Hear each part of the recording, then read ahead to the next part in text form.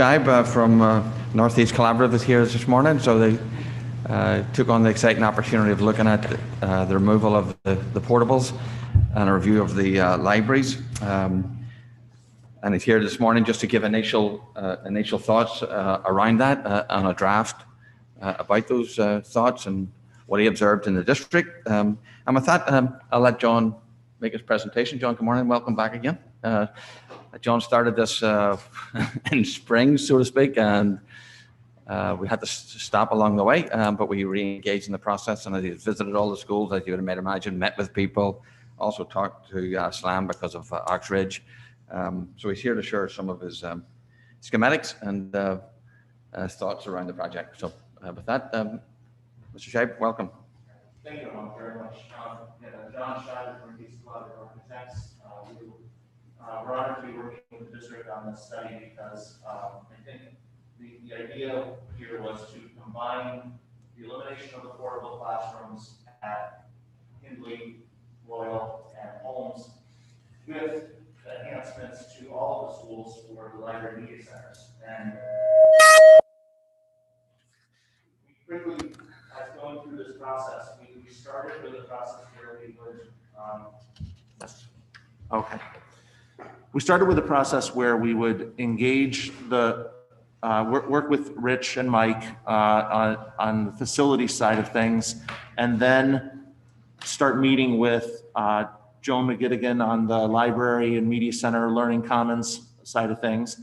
And then we ultimately met with high school principal, or the school principals at the 3 elementary schools, and compiled a lot of that information, and then had some review sessions to talk about what are some of the opportunities and how can we shape some improvements to these, excuse me, largely the 3 elementary schools. So the final version of the study will look like written narrative.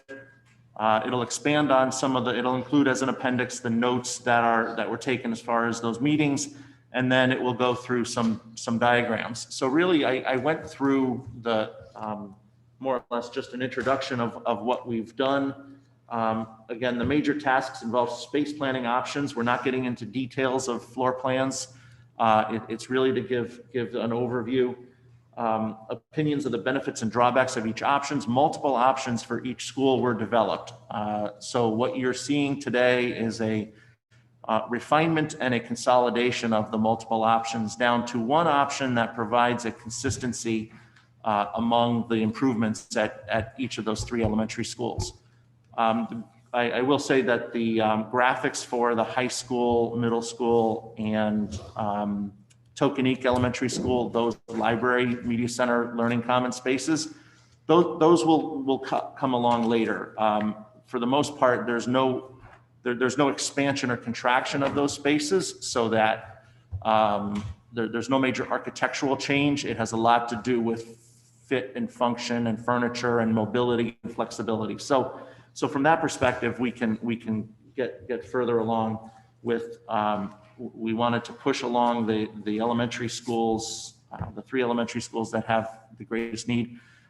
We were also asked to take a look at priority, see which of the elementary schools have the greatest priority.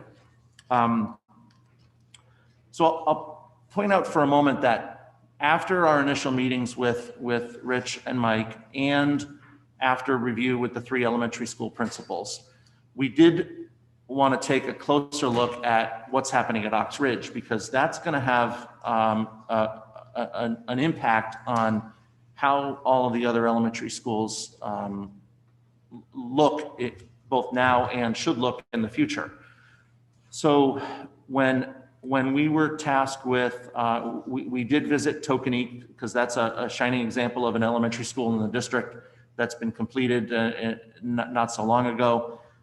We then took a look at the ed specs and the space program for Oxridge, and then looked at the plans. We've talked with Mike specifically and some of the members of the team from SLAM to try to understand what's happening in that library media center. But also, a couple things jumped out to everybody, and they said to us to say, let's take maybe a closer look at the gym spaces, because both Hindley and Royal have fairly small gyms. Hindley has a multi-purpose room, a lot of multi-purpose room aspects, because one side is performance and food service, the other side is gym, but also has some assembly capability. Royal does have a separate cafeteria, so at least there you have more of larger spaces within the building. Holmes had the largest gym of the three, so we were looking at square footages and function and performance and all that. So the net result of that was to develop some plans, and I'll just start going through the plan images. So, Michelle, jump to those diagrams. And the first diagram we'll look at is this Library Media Center Learning Commons zone diagram and example layout. And really, this is working from the library's reimagined process that occurred over the past couple of years. It looks at the types of functions that want to be a part of this library media center space as part of the reimagined area. A little less in the way of hard copy books, but more in the way of flexibility, performance. There are the zones on the right look at things like the teaching and research area, bookshelves and circulation. There's an overlapping notion of presentation area. Then there's small group, office and workroom. Then some of the specialty spaces like the makerspace, dedicated area for computers, an AV studio, a small AV studio with a green screen. Then at the elementary schools, there would be the story time area. At the middle school, kind of a lounge area, and then at the high school, a cafe environment. So taking all of that, we started looking at what those opportunities were. We came up with a prototypical layout. We started at about 4,500 square feet as a total space. We think there are some space-saving opportunities, and we were able to come up with a prototypical layout of just about 4,000 square feet. And one of the key things that I think we started reviewing with Joan and Chris and the team was, how can we create that teaching research area in a way that it could be flexible enough to be a spare classroom if you ever needed it. So we were looking at ways that there could be some level of demountable walls, moving walls, with the mobile furniture already. Then we could look at a way that yellow zone could serve as a spare classroom if it was ever needed. It lives and breathes like a classroom in the space, so we wanted to look at with the right amount of flexibility, it could function that way. The other was the presentation area is a dashed area within more or less the blue on the lower right, the bookshelves and circulation area. But that presentation area can expand because all of the shelving would be on wheels, so that you have the flexibility to move shelving, expand table seating areas, et cetera, for larger presentations, larger group meetings within the Library Media Center Learning Commons area. So that's an overview of that layout. We'll take a look at how it gets implemented at some of the schools, but for the most part, we can move to Hindley, I think, is next. To take a look at one of these school layouts. So in terms of the proposed reduction of portable classrooms at Hindley, there are 5 of them. They encompass things like world language, music, IDEA, some office and support spaces. So we were looking at one alternative here is just to say, let's take those spaces, put them in a new addition, and we'll call it a day. But I think by introducing the Library Media Center component study to this, it's very important, because Hindley and Royal have not the best library media centers. They were additions. I believe in the 1970s, possibly late 60s, but they are, the one at Royal hasn't had too much in the way of a major overhaul in terms of its windows and doors, et cetera. The one at Hindley has some significant mechanical issues to overcome. So it was looked at that, okay, if we're looking at building some additions here, then we'll certainly look at a new library media center learning commons. We'll certainly look at new a way to accommodate the programs that were taken out of the portables. What we did at Hindley in looking at that was to think about if we created new band and music rooms, we're going to be implementing some new additions for band and music. And early on, one of the things that came out of all of our early discussions was the size of the gym mentioned earlier, but the size of the gym at Hindley and the size of the gym at Royal specifically. Those were, it just so happens that the space that's left over for the gym would work nicely as a combination of music and band and orchestra rooms.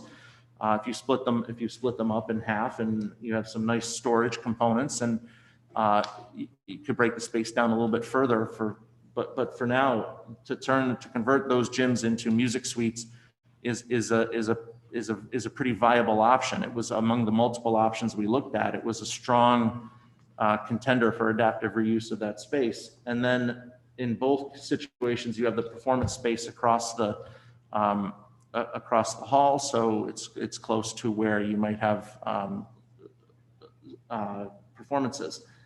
So in looking at that, we looked at a new gym for these additions.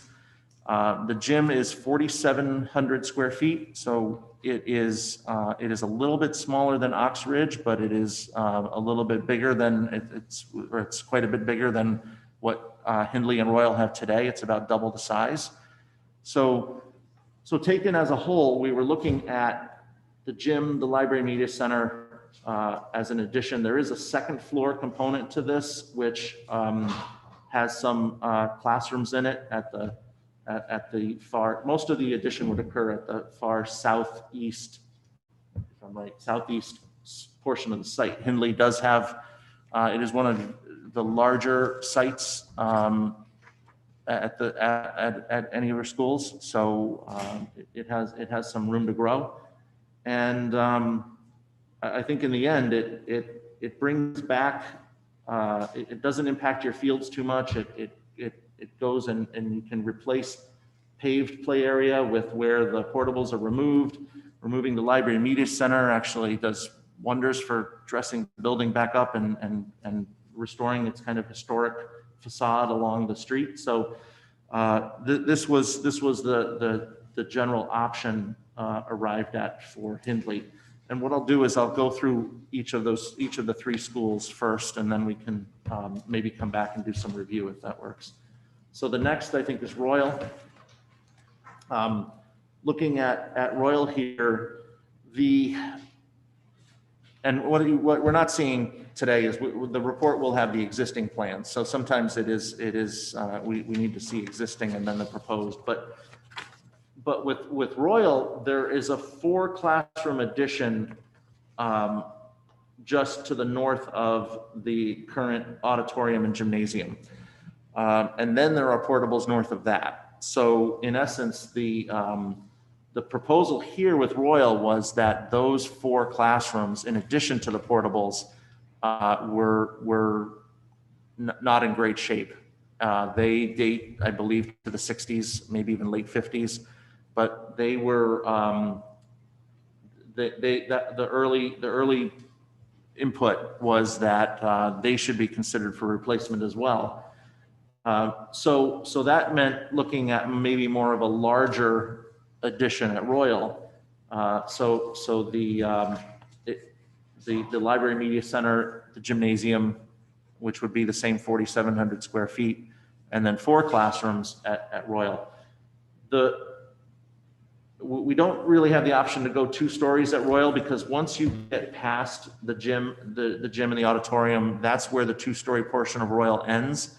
So to extend a 2-story portion in that direction doesn't make a whole lot of sense.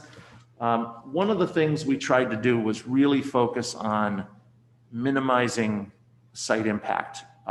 So in other words, we didn't want to say, let's put a small addition here, or a small addition there, or put the media center here, or put the gym there. The idea was to create a single space at each school that allowed for an addition. So similar approach here. The former gym becomes band, orchestra, and music. It's across from the auditorium. One of the keys to the Royal improvement internally is there's a stair in the corridor, and then there's a lift off the stair. This plan calls for removing the stair and putting in a ramp system so that you have more universal access throughout the building. So yeah, we can keep going with Holmes. I'll just keep going with the brief overview of the big picture part of it. So with Holmes had a different set of circumstances. It has an existing gym and an existing media center, library media center that the school really likes. That's the feedback we got there, was that outside of an acoustical transmission issue, which we've done some research on and can suggest some mitigation measures, but overall the issues at Holmes didn't have much to do with the overall kind of core and shell of the spaces that are contained within. When we look at replacing the portables at Holmes, we were looking at this idea that the music and orchestra and band can occupy rooms near the commons, which has the small platform performance area. So we've tried to keep those rooms again consistently close to the commons area. And then because we'd be using general classrooms, we were looking at general classroom additions. And that is a 2-story portion of the building. So the concept here was let's build a 2-story addition. Let's make the most of the square footage, because while Holmes didn't necessarily have as many internal demands for additional space, classroom space, it did have some expressed needs about offices in not ideal areas, undersized OTPT or special education. So the intent with Holmes was to consider the ability to create new classrooms, to then offload some existing classrooms such that they can be converted to an appropriate sized OTPT or special education. And then we were looking at some offices. You see there's some offices in those additions. There was a couple of offices were determined to be in not ideal locations. So we were looking at enhancing and providing space for additional offices. And then Holmes, we did the last overall plan with Holmes is the Library Media Center, which is just off to the, is there one more? So this would be allocating space within the existing Library Media Center to form the new one, which is reshuffled a bit. We're actually looking now at using the door to the north, to the right, as the main entrance. There is an existing door there, but we would look at revitalizing that for this purpose. And I know that there's a door shown to the east, but we'd be looking at closing that up in this particular instance. And then getting rid of the internal demountable wall partition that's within the current Library Media Center. So that frees up space for the maker space and the AV green screen area. It's a bit smaller. This is I think, just about 3,000 square feet, whereas the others were about 4,000. The prototype shows about 4,000. But I think in terms of looking at how we can get the required numbers of shelving and the required numbers of all the functions, I think we can accommodate the space quite well here. It is a high volume space. It has a lot of it's a great environment for the type of functions that I want to put into a reimagined library media center. So in terms of looking at all of the schools comprehensively, and maybe can we backtrack to Hindley for a moment? And Hindley's probably the best one to look at. We started with just for the brief overview. When we talked to well, I'll give you the story. The first time we visited Hindley, we were immediately pulled aside by some of the teachers and the principal and said, we have to do something about these small classrooms. The second floor had some small classrooms that we immediately started looking at in regard to the addition and classroom counts and how are we going to redistribute space within the building. And one of the things that we started looking at was at that second floor, when you start taking spaces out of the portable classrooms, we had world languages, IDEA, those kinds of spaces. We were looking at, can those be in smaller classrooms? And the initial feedback was yes, some of those components can be in smaller classrooms. But then we looked at, on that second floor, the proposed second floor plan, taking down some walls. You know, in one case, we're just taking down a wall between two rooms and creating a larger room, which yes, you go from 2 down to 1. But when you look at it, we were adding the 2 classrooms, and in the addition, and Hindley has 2 programs. The DSL, I think, is relocating out of Hindley and into Ox Ridge in 2022. So that was a little bit of the driver for then reusing those classrooms. On the first floor, we were going to relocate some office spaces and do a little bit more demolition of rooms so that you got some larger kindergarten rooms on the first floor near where the media center used to be. So I'm sorry, first grade. The kindergarten stays where it is over by the main offices.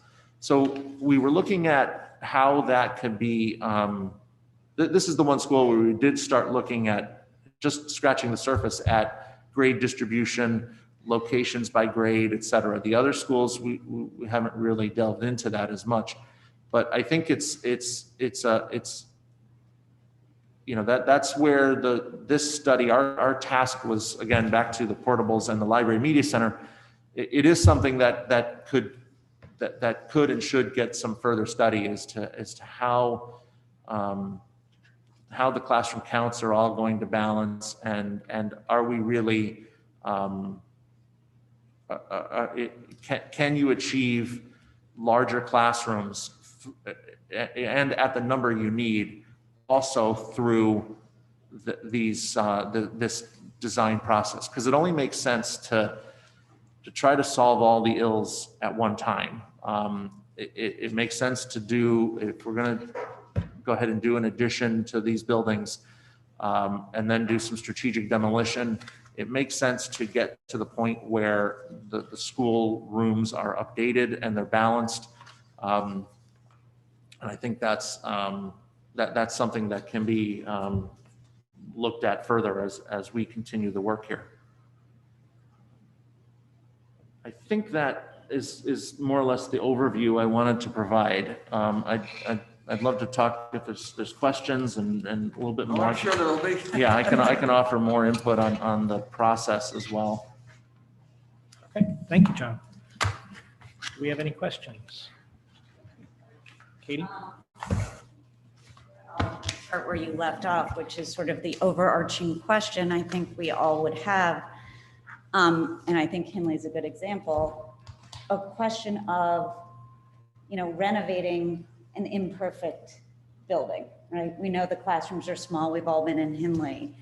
I guess my question to Dr. Adley and to Mike is, are we throwing good money after bad when we do a renovation to a building that ultimately we may need to rebuild at some point? So I guess I would ask Mike Lynch, of the elementary schools that are left, would you say Hinley would be the next, in terms of, existing space, facilities, all of that, in terms of what we now need? Would that be your next building you would consider, like Oxford and Tokenique? Well, it's almost a twin to Royal.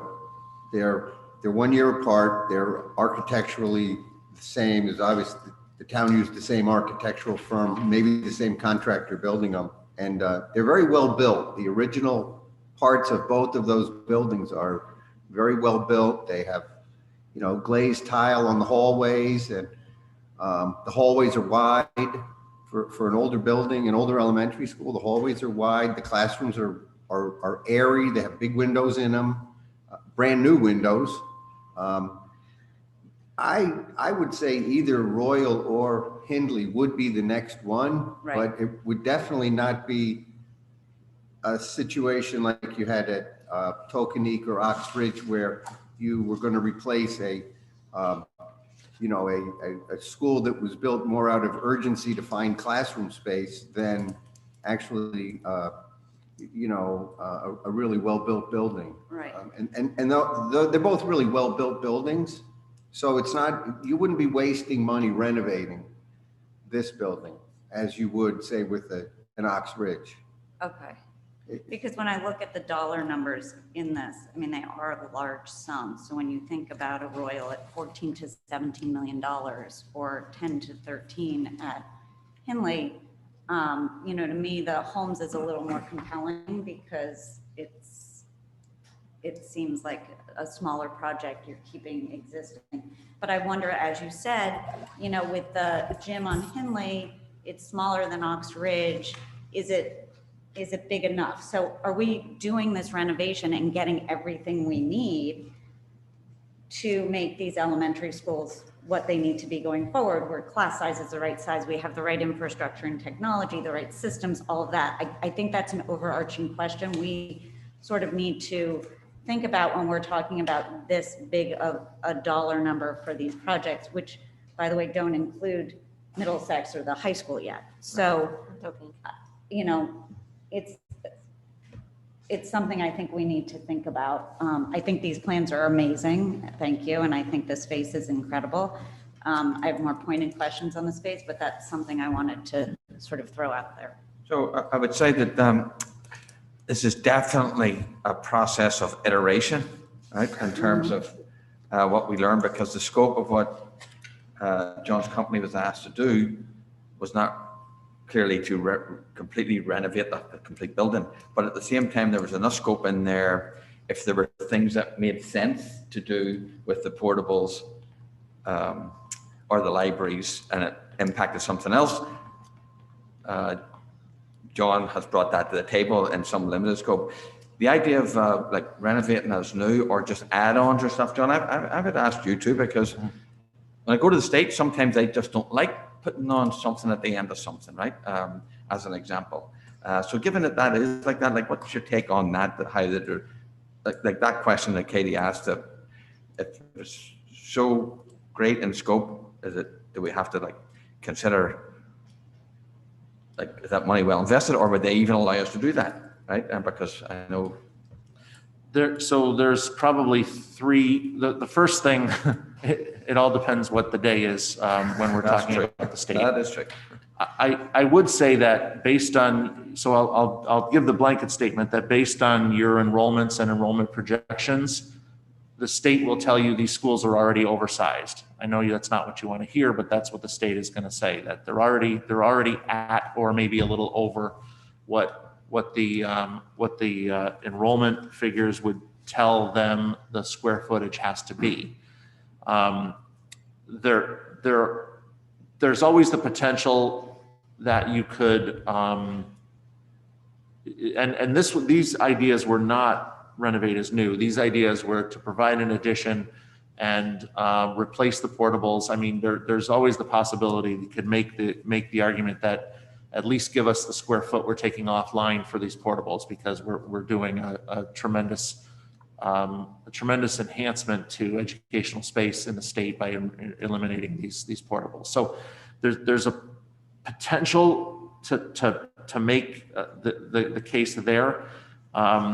But for the most part, and that's looking at the early numbers, that was just looking at early numbers. I mean, if we delve into it, maybe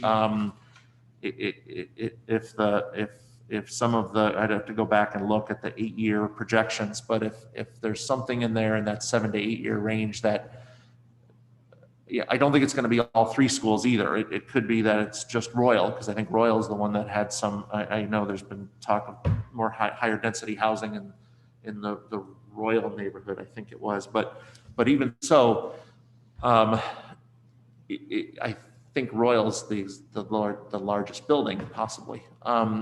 So I'm looking at it from the perspective of, from the state perspective, their general mantra has been, do what you're doing at Ox Ridge, just tear it all down, build new, and we'll grant you full reimbursement for it.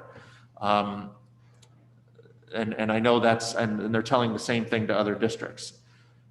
So that gets to be expensive for a town like this that doesn't have a high reimbursement rate. I know it works it's really working for a lot of towns, but it doesn't necessarily work here.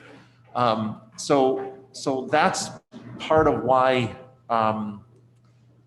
I think that's part of why trying to look I'll just, I know I'm going beyond what you asked for here, but I will also add we did take a look with Mike and Rich very early on and said, if we're talking X square feet for an addition, what threshold of an addition or addition and demo do we really, are we really chasing our tail with doing this? And we felt that this wasn't getting there yet, that these additions and targeted renovations are really in the spirit of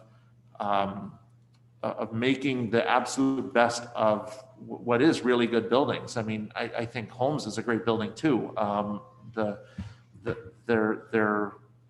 They have great components. They've been very well maintained and transformed over time. And this is kind of that next transformation that could be done. It could be done all at once. It could be done fairly quickly.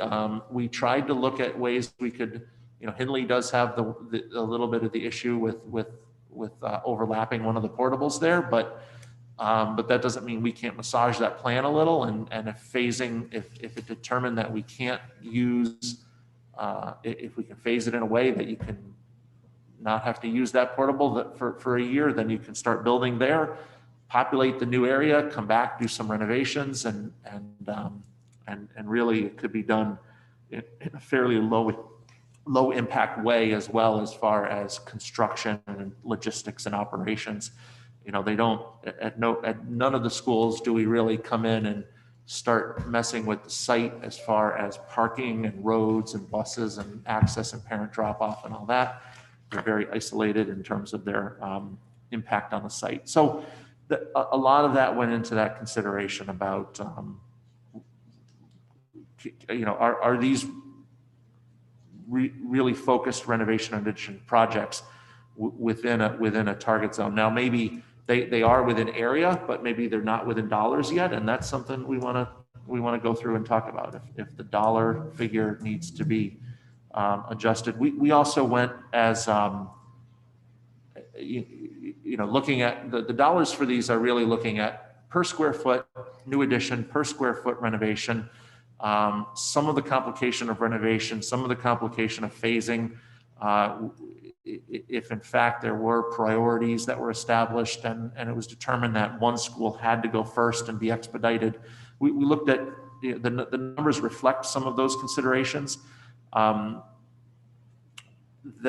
on top of that, the numbers look at, we tried to focus on the reason why we gave a range. We could probably put out a construction rough order magnitude construction cost, but the reason why we gave a range is we wanted to also roll in potential soft costs, the furniture, the technology, the design fees, et cetera. So those ranges reflect project cost, and they will vary greatly. They'll vary based on abatement reports and whatnot, all the study and research that has to go into making these projects real. So that's why we wanted to make sure we gave some ranges and not just a single dollar number at this point.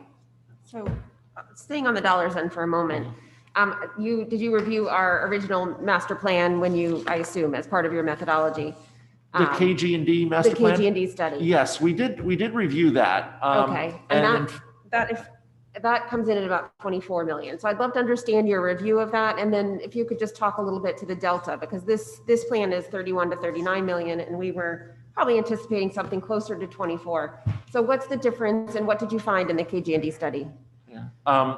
So the KG&D study that we, the information we reviewed there was that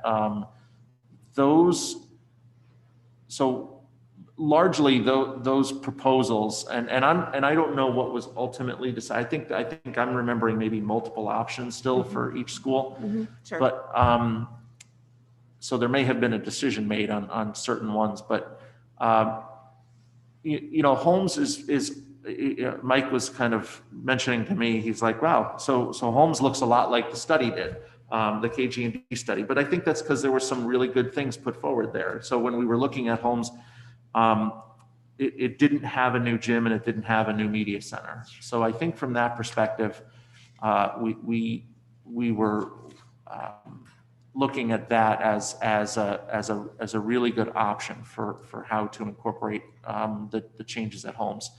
When we looked at Hindley and Royal, those did start to diverge quite a bit.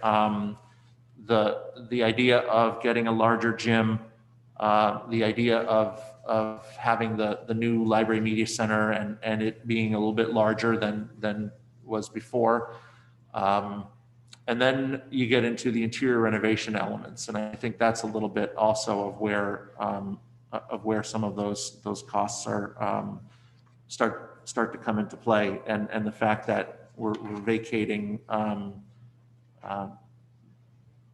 DLC and ELP and transforming those spaces as well. The other part of it is what we have seen in the market. And you guys know all too well. I mean, I know Oxbridge is out to bid right now, in fact, I think, and so it's a then looking at projecting these projects out a couple years. So that includes some projections as far as time goes through a couple of at least a couple years out in terms of when these projects would actually be bid and constructed.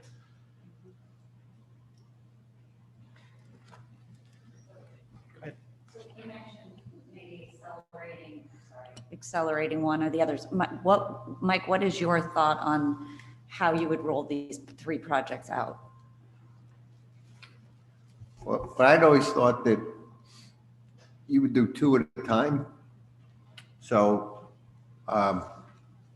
they would all get finished when Oxbridge was finished or a year after. So you would do 2 of the elementaries now, and then the other elementary and possibly the middle school. So you would bundle them together. So because they are small enough that they're short duration projects. They're not, none of these are 2-3 year projects where you got to make swing space and move people around a lot. You can build, move in, renovate, or demolish existing. They're kind of clean that way. How long would you say start to finish? And I ask that question because obviously now in COVID, we're using the portables as functional space. Right. So I imagine you can keep portables functioning if COVID happens to, the pandemic goes into next school year, and do the construction while the portables are still in use, with the exception of maybe at Hindley, you have one overlapping area. I would think you know, when you actually start the project, you know, do the ed specs, go to the Board of Selectmen for a committee, for a citizens building committee, and go through that whole process to, you know, opening the door and sitting in a classroom or the library, you're looking at 24 months. And that's why you would want to do 2 at a time rather than just one and then one and then one. You would want to do 2 at the same time. But on that note, Mike, what is the impact to the function of the school during, or John, during the, that 24, I mean, during that 24-month duration, or particularly during construction? Well, say take Hindley as an example. You could have your staging area for all your construction on the side of the building where the pre-K used to have the playground there. I guess that's the east side of the building, right? Yeah. Or the south side of the building. So they could come in that entrance and be out of everybody's way, do the addition and get out. At Holmes, you rearrange the exiting for that wing of the school building and start work. You're not bothering anybody. Royal, you got to figure a way to get to the back of the building, you know, past the cafeteria, the bus drop off, the playground, and go all the way to the back of the building and it might be as simple as, you know, setting up a temporary construction road along the side of the property, you know, away from Mansfield, the other side of the property, running in that way, the west side, I guess it is. So you're coming in and staying away from everybody to get, you know, fenced in, go to the back and do your work. I think Royal is the one school that's going to have a, you know, you're going to have to do some thinking on how to maintain school while construction's going on, because you're going to have to demolish some classrooms while you build. So it may be that you put some portables somewhere, move those people, now you can demolish and build. Yeah, you could use the three pre-K ELP rooms that are coming out. So temporarily, you could use, you know, you have a 3 to 4 swap there. So, you know, Yeah. you might be one class, you know, depending on what the need is for that particular year, there might be an opportunity to pick up that 4th classroom somewhere in your existing building after the fall of 2022. Yeah, but at Royal, there's 7 spaces that you're going to impact. Four classrooms, there's an office there, and then there's 3 portables. So that 7 spaces you're taking away. You've got 3 in the building, maybe a 4th. You've got to find some other spaces that don't currently exist. So that's going to be the impact one. And all the additions that have been discussed at the middle school have dealt with expanding the number of classrooms.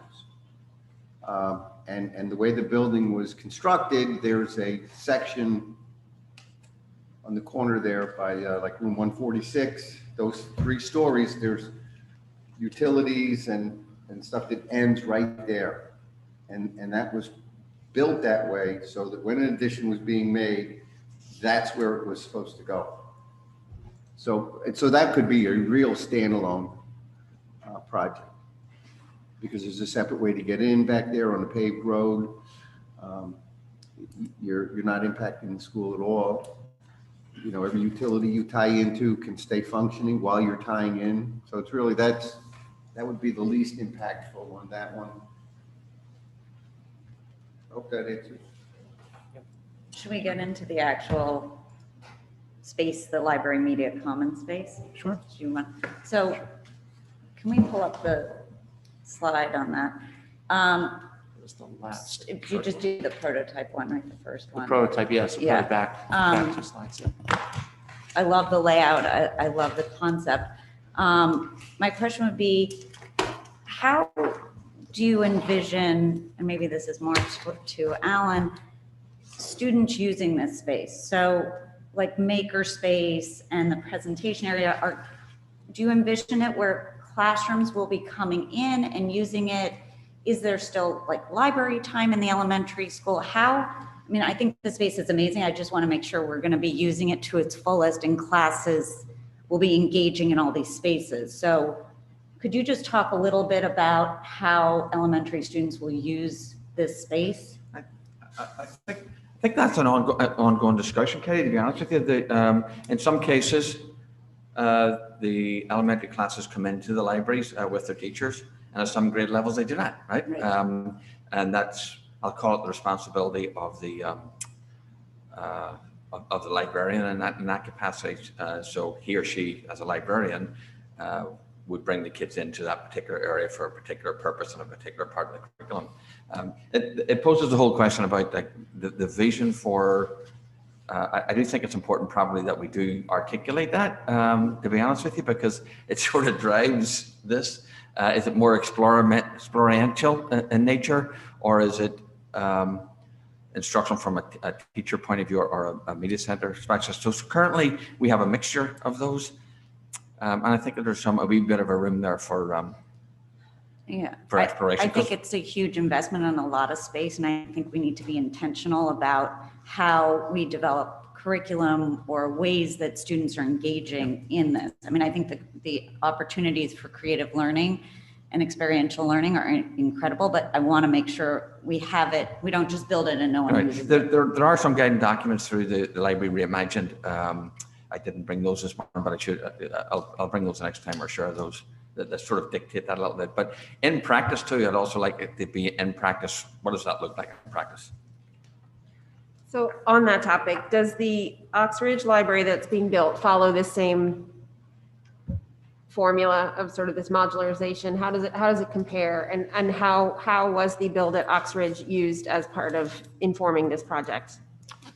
Well, I'll actually, John had consultation with SLAM in terms of, and looked at the plans and had discussions and communication with them to make sure that this, in design for these components, if you remember the step down in the Oxbridge one, it has these types of components. But John, you can talk about the communication you've had in terms of Oxbridge. Sure. I think one of the key differences, and this is something that I was understood the design process was going through Oxbridge, was that some of the more active learning spaces, whether it be the maker space or small group work areas, those were being kind of offloaded or strategically placed around the building as a kind of discovery zones or things that happen within groups and pods of classrooms, because that's how that building was being laid out. It was being laid out in where there were rooms and clusters, as opposed to the double loaded corridors we have in all of these three buildings. So to try to implement that decentralized model at these three schools was a real physical challenge. And it didn't lend itself well to that. So the idea was to kind of bring it back and say, okay, we don't have the opportunity to physically do the decentralized version. Let's figure out a way that we can go back to having it centralized here, and how would that look? So so a lot of the components are the same. It's just that some of the you still have all the printed collection in one space, and you have a presentation area in one space.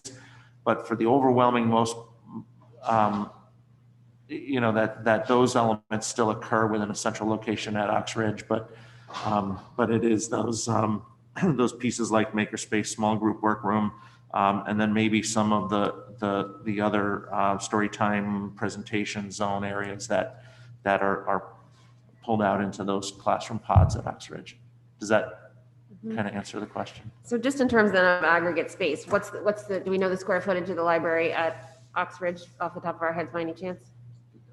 I thought it was a little over 2,000. Yeah. It's About 2,100. about 2,100. Okay. Thank you.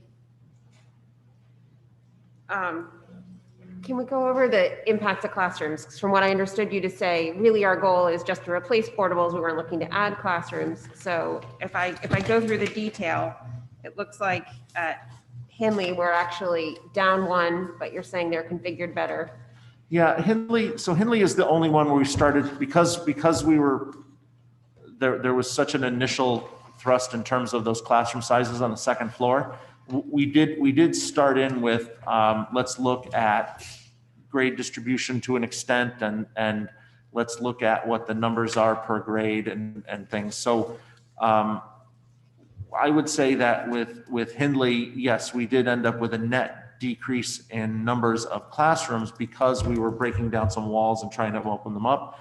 But when we did the grade distribution, we still had a spare classroom. So even with the net reduction of one. So that's something that I think that is one for Hindley, and then certainly for Royal and Holmes. I think it's going to be important to kind of go back to the numbers then and really focus on numbers, and then go through grade distributions and see where those all come out as well in terms of classroom numbers. So can you talk to us about what I'm a little concerned with in the plan is the disparity a little bit between the Holmes and the other libraries, as well as the small class. And my main focus is the small classrooms at Royal, which you've left. So you've identified how to renovate them at Hindley, but not at Royal. So there's still 6 small classrooms at Royal. Can you discuss that at all? Yeah, I mean, I think as far as the plan at Royal does need some further study. So I'll say right off the bat. And having said that, I realize this is out of the scope of the project. So we're venturing into somewhere else. So. Yeah, so I think the information was evolving as we got into this. It happened to be that the teachers grabbed us right away at Hindley and said, we've got this problem. We didn't. Sometimes the problems at the different schools didn't get as maybe not at the same time. So we're kind of playing a collection game of getting all the information and pulling it all together. And so for Hindley, it may have. For Holmes had a different problem. Holmes had all of these offices and support spaces that weren't necessarily in the right place or serving the right function. So those two became part of the plan. But I think Royal does need some more study. So we would be looking to delve into that some more at Royal to make sure that we've got the right classroom count, again, by grade distribution and at the sizes that it needs to be. The other part of the question had to do with Holmes and the Library Media Center. We looked a little bit at other ways we could transform Holmes. One of those, we looked at an early option at Holmes to say, like, could we move the media center and try to use the old media center to create some classroom spaces. We even looked at the volume of Holmes. Mike knows we went up in the attic there to take a good look at what the roof structure is at Holmes, because by all appearances, it looks like you should be able to fit another floor in there. You really can't without totally changing out the roof structure. Those are deep trusses up there in that attic, and that's just one of the things. By going up and looking, we were able to determine, okay, that's not the solution here at Holmes. If I would say if the Library Media Center space at Holmes is an issue, we're certainly open to looking at maybe there is an addition that needs to happen there to open up that space a little bit more to get us more space for it. Just a question. I think as you said, I think the space itself is a glorious space. The big windows, the tall ceilings. I think it's a wonderful room. Just curious about that it's a third less size of the other ones. That's all. But I think you bring up an interesting point with the roof, and so a question to Mr. Lynch is if we do this work at Holmes and all of this work of the library will not be impacted by the roof work that we're planning on doing at Holmes as well, correct? No impact. So it's just exterior and this is nothing exterior to do as well. So we won't be, to Katie's point, we won't be throwing money and then having to renovate that in 2 or 3 years. No. Okay. So one of the things that's a little different than the original scope of the project is the renovated gymnasiums. If we were to not do that, does that throw your entire project out the window, or can you talk about the impact of that? Sure. Yeah, I think to not do the gymnasiums would mean that we would then look at adding music and band in the area pretty much where the gym was, because that was an early option at Hindley and at Royal was we're building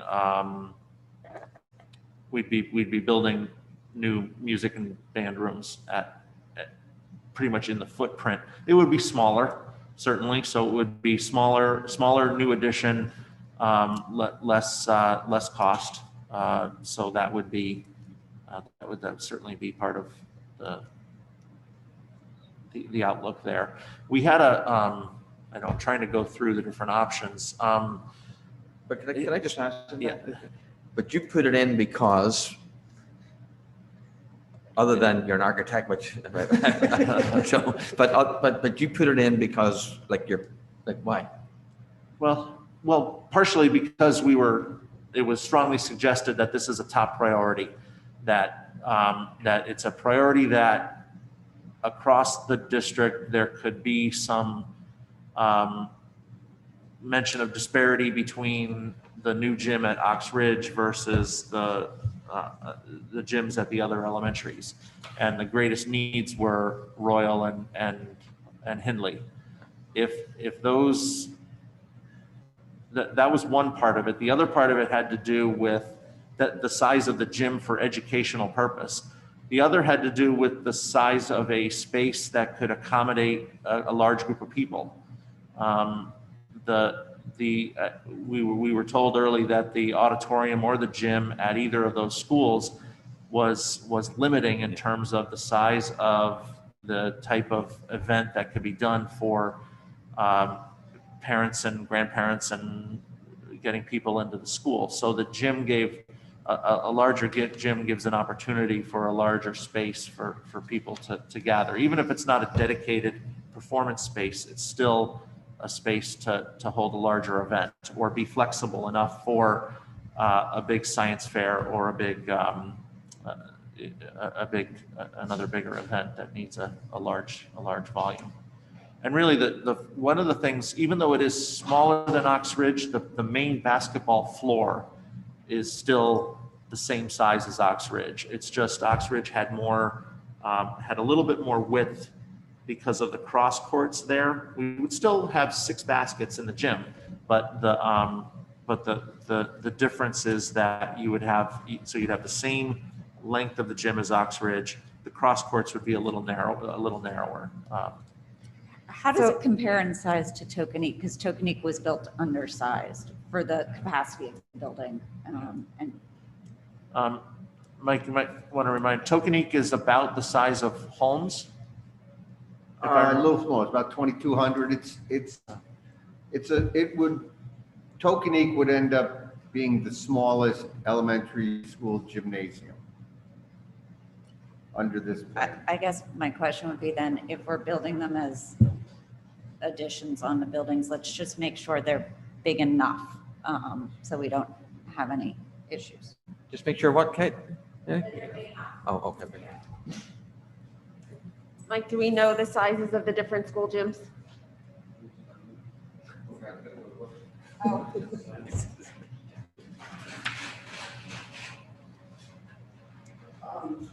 The sizes of the gymnasiums at all the schools, they range between like 22 and 2,400 square feet at the elementaries. Okay.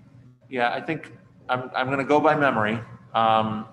Royal and Hindley were both around 2,200 square feet. Holmes was, I think, more like 25 or 2,600. We have that'll be part of our full report too. Hindley's 2395. Okay. Holmes I don't have written down. And Royal I have.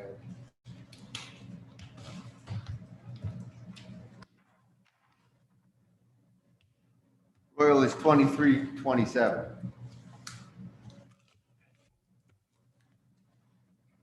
What's the square footage of the new ones? 4,700, 4,700.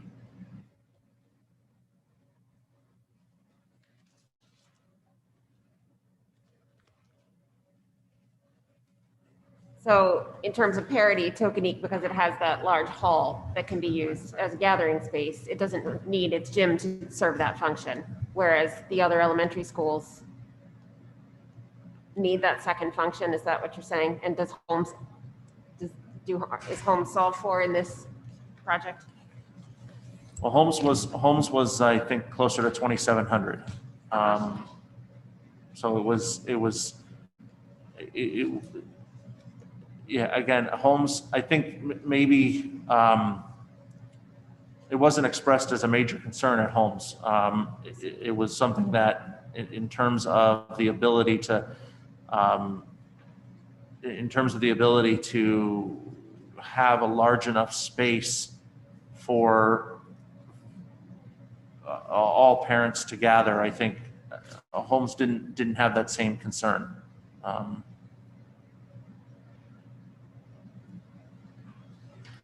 Meaning that the population didn't express the same concern.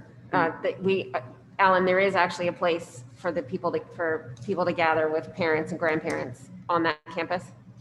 I mean, they use, you're talking about homes?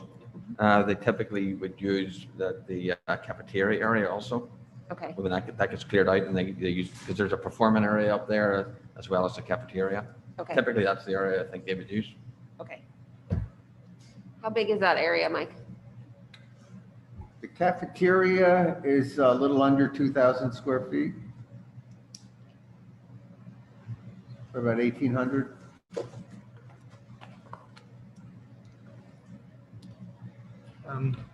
One other question for me is, you mentioned that to remove the library at Hindley and the rationale for that. If I'm looking at these designs correctly, it's also to remove the library at Royal. Yes. So why would you remove the library at Royal? I don't think Basically the same reason as Hindley. It's the vintage of construction from the 1960s, early 70s. It's not as just in terms of construction methods, materials. The one at Royal also has some heating issues, and that has the older windows as well that would need new windows. I believe it has some roof issues. So I think in terms of Royal had more physical needs there. It also has an ADA issue that the grade around Royal's library media center lowers as you get out into the field. So there's a stair in the far egress area. So I would say those physical issues are a big driver for why Royal would look at taking that media center volume back off the building. When will we see the library plans, media center plans for the high school and middle school, just to be able to have a comprehensive view of everything? I would say within a couple of weeks. So Dennis, is your plan, like where do we go from here? I have a couple questions on that in terms of presenting to the full board and how this fits into or integrates or supersedes our master plan. Like the scope of this seems bigger than what we originally intended. And a lot of it overlaps with our current master plan and is different from our master plan. So I think we need to be strategic about how we bring this to the full board and what this is in terms of our master plan. Yeah, so So I would love to have a discussion on that. For me, Katie, I think, as I started off, I think this is a little more ambitious than we thought.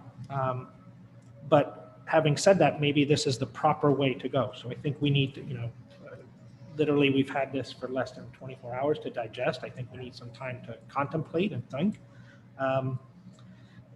But I agree. I think I'm not sure we're ready to present this to the board. At least I'm not. I don't know if the rest feel the same. I'm not sure if it's proper to come back and say, can we bring down a scaled down version of what this would be?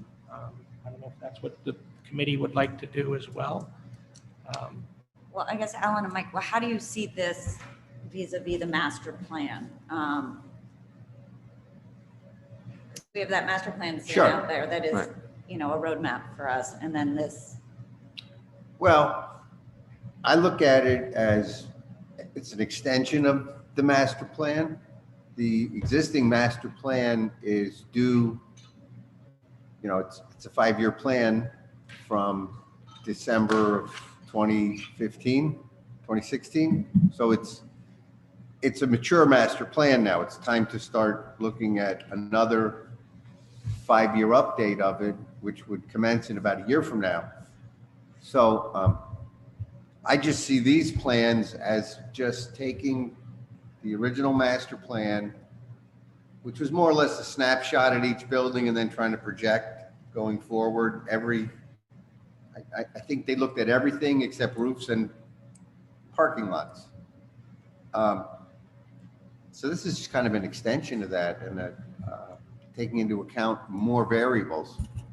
Mrs. Stein, this is a commissioned plan by the Board of Education, so it is further than the scope of what the board commissioned. However, Mr. Maroney, I would suggest you present it to the board so that the board can decide what scope or whether they are curtailing scope, because that will inform the facilities committee's work.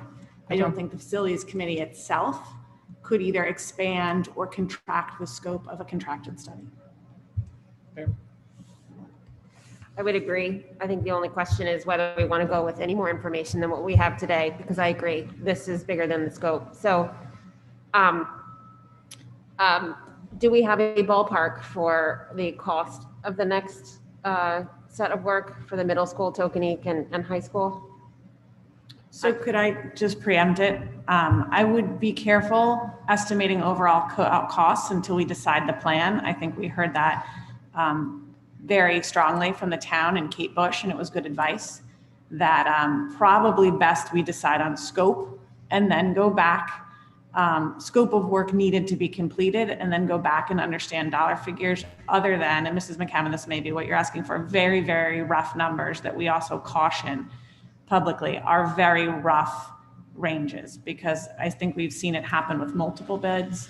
That in an effort to be fully transparent, we sometimes have rushed the monetary side of it until we have full information.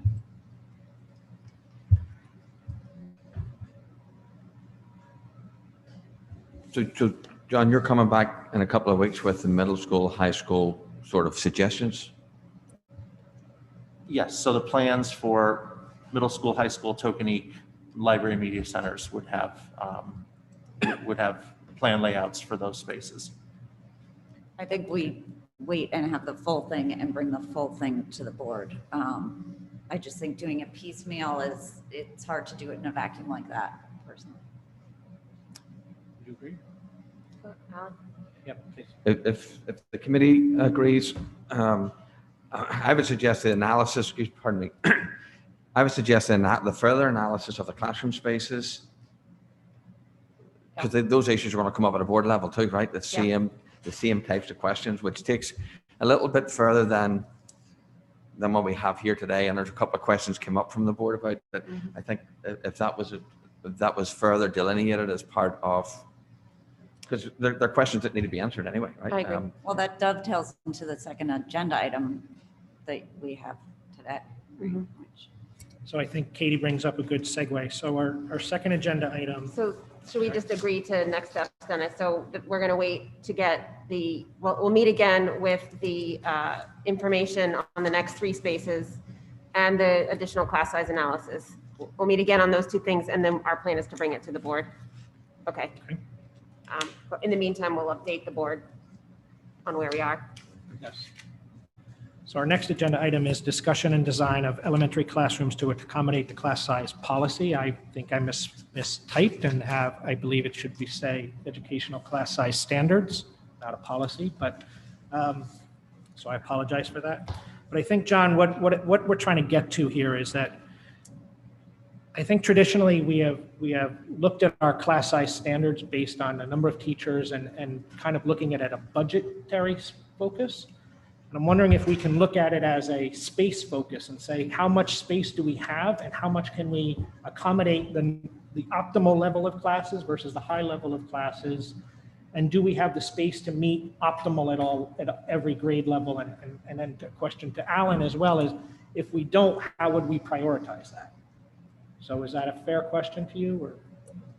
Absolutely, yeah. I completely agree. I think that it is, looking at it from the educational standpoint is really a good thing, that you want to understand the ideal number of students. You have a range, and you're always going to have a range because you have to operate within ranges.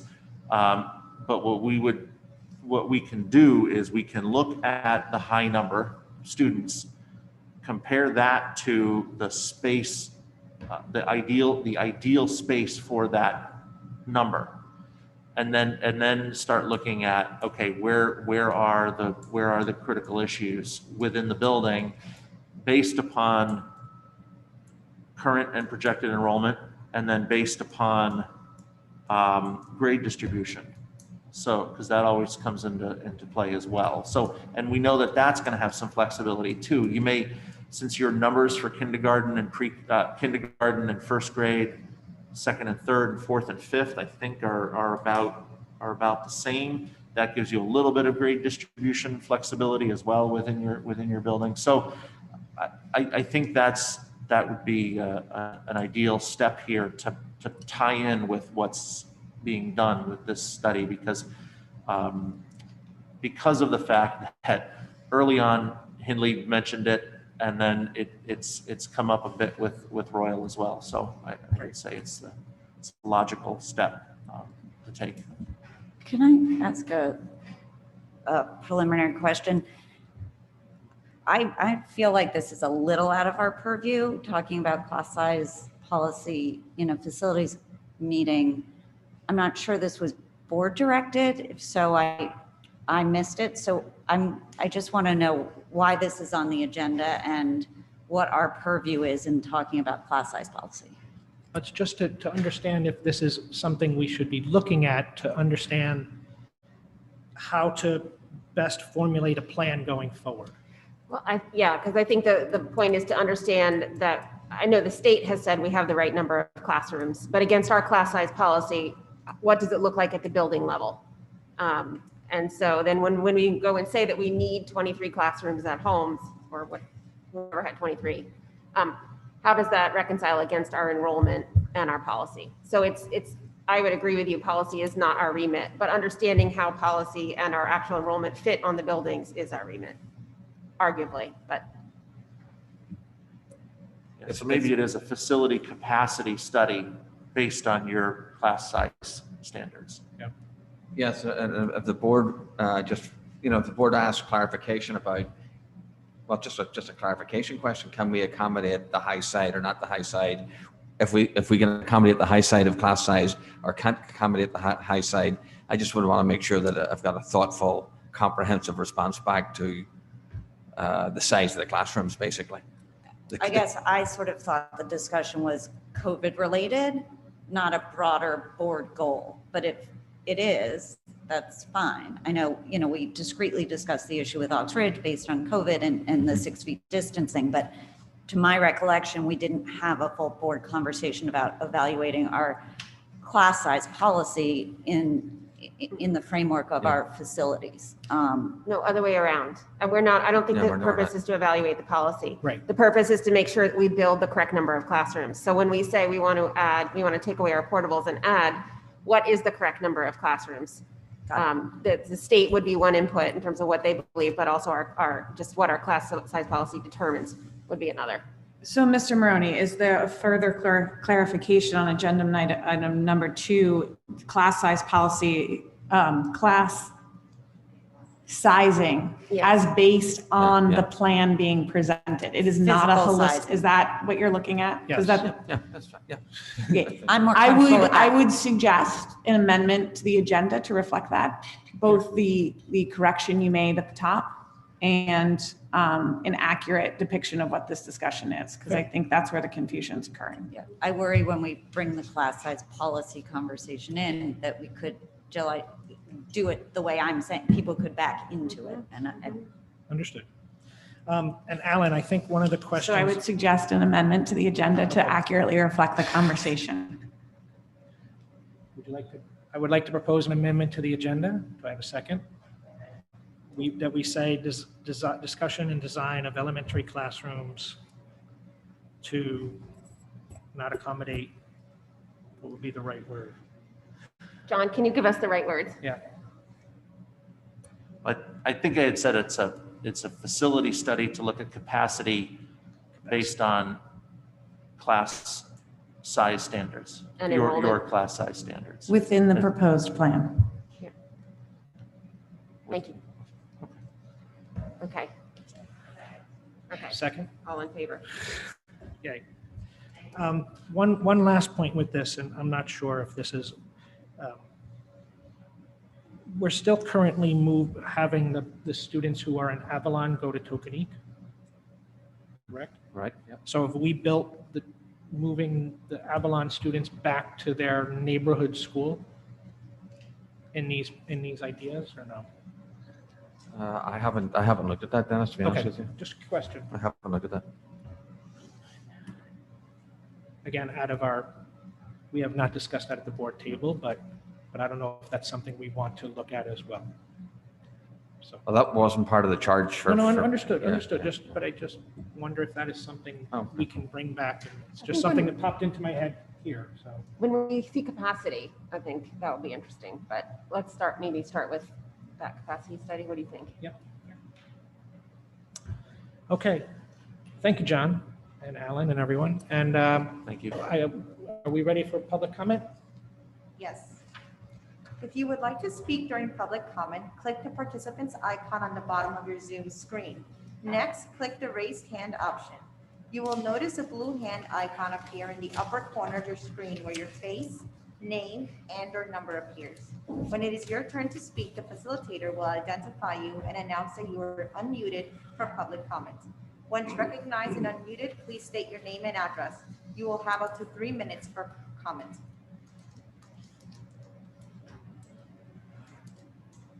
No raised hands at this time. Okay. Entertain a motion. Alan? Mr. Chairman, I just want to make sure that I understand the next level of the process, that at our next regularly scheduled facilities committee meeting, we would hear the next iteration of the report and then thereafter go to the board. Is that correct? Correct. Thank you. I'll entertain a motion to adjourn.